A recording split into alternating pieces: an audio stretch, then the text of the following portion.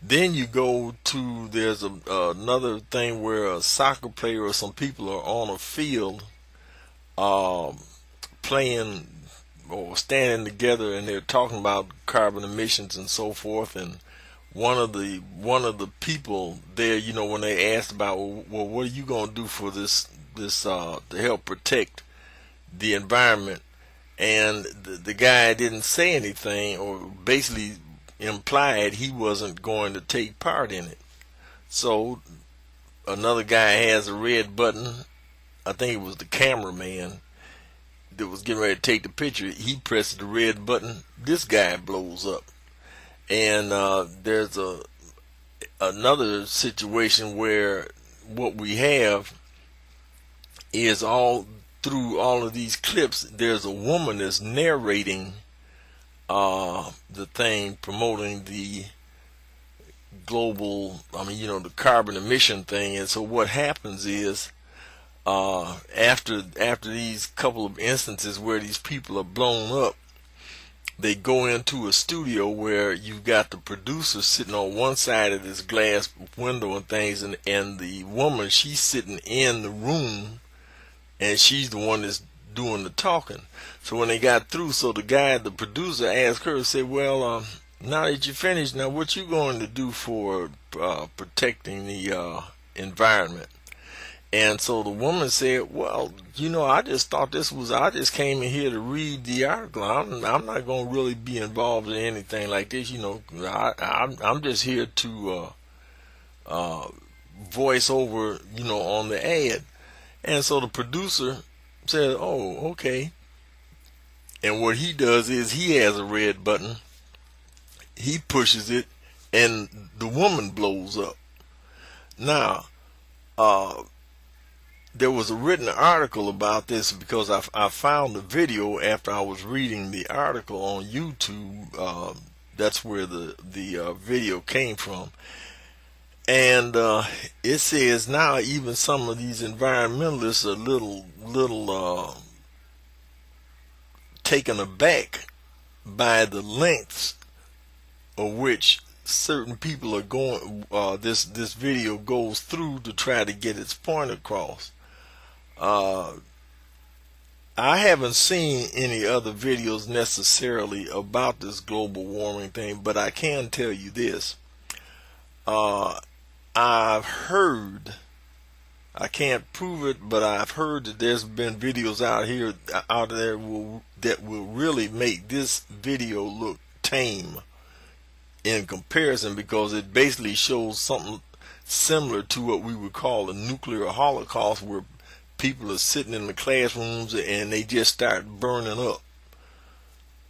And it's not because of, well, one instance they have it because of nuclear weapons, nuclear war, but then in another instance they have it because of what's going to happen supposedly centuries down the road if we don't do something to correct global warming. Well, now my response to them is this. First of all, as I said earlier, if we don't know what God has to say about an issue, then for us to try to solve a problem without considering what God has to say about it is only going to cause problems and end up being a disaster. Now here is the quote-unquote 411, the information for you. First of all, God is in control of everything. There is nothing that is taking place on this earth. There's nothing that's taking place in outer space. There's nothing that's taking place under the earth. There's nothing taking place under the sea.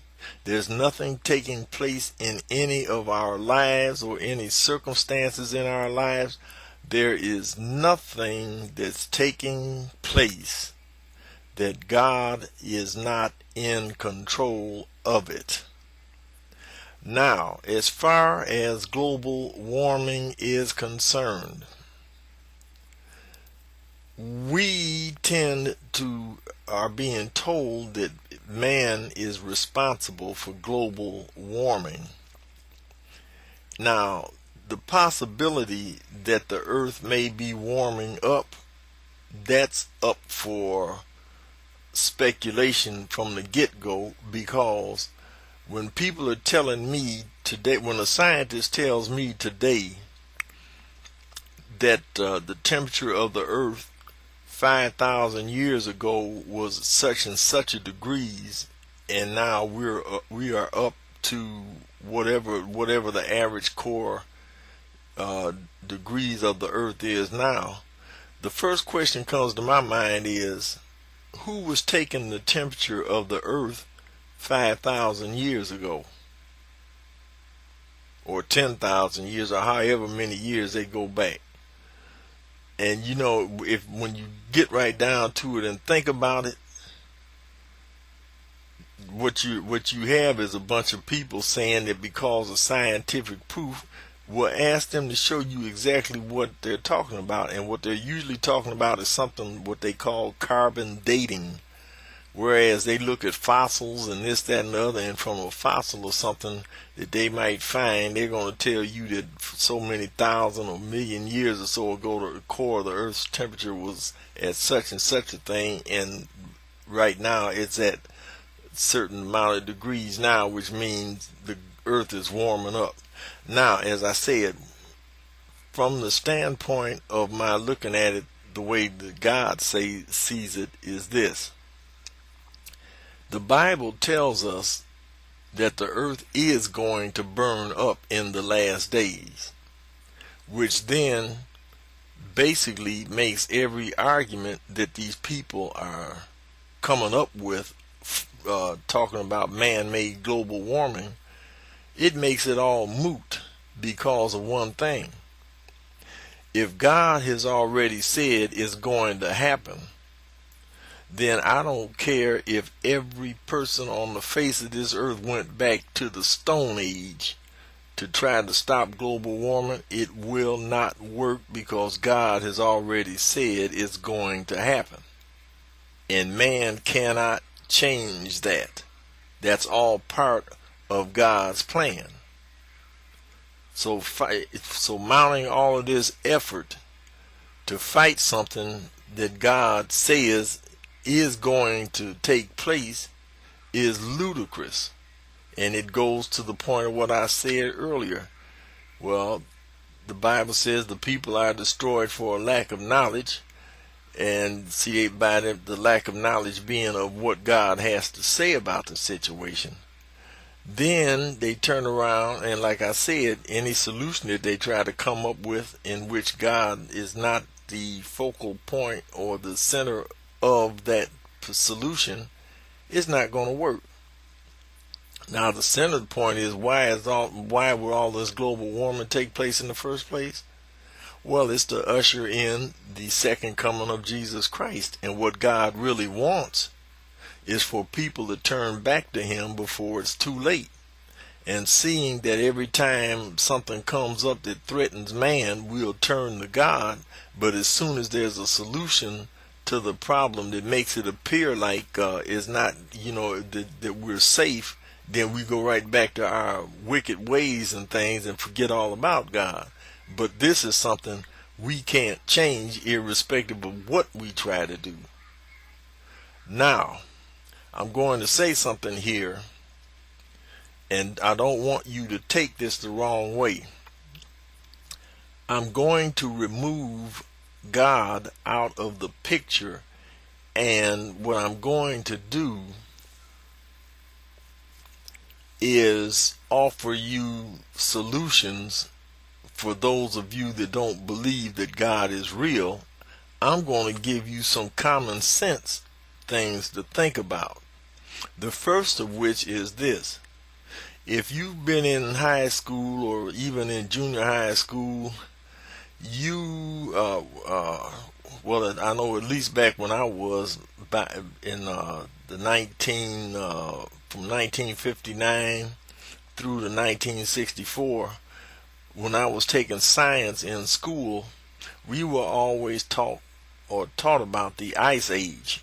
You can go to encyclopedias and so forth and read the history of the earth, going back millions of years. Now, remind you now, this is something that the liberals, the Democrats, and everybody else want us to believe occurred. And what we have is the earth was in an ice age long before man was even on the earth. Okay, so now here's the point I want to make here. They say that during the ice age, I think there were two of them, if I'm not mistaken. Might have been more, and I don't remember how long they lasted. I could go on the internet, but that's just really academic there. But the point is, in order for there to have been an ice age, the earth would have had to have a core temperature below freezing for thousands of years before man even set foot on the earth through the process of evolution, if you want to believe that. Now, I want you to think about this real careful. We are told that the reason for global warming is because of the automobiles, the jet planes, the factories, the burning of coal for electricity, burning of oil and stuff that we're getting out of the earth, and all of this other stuff is all responsible for global warming. But the problem that we ought to have with that is this: how did the earth warm up from the ice age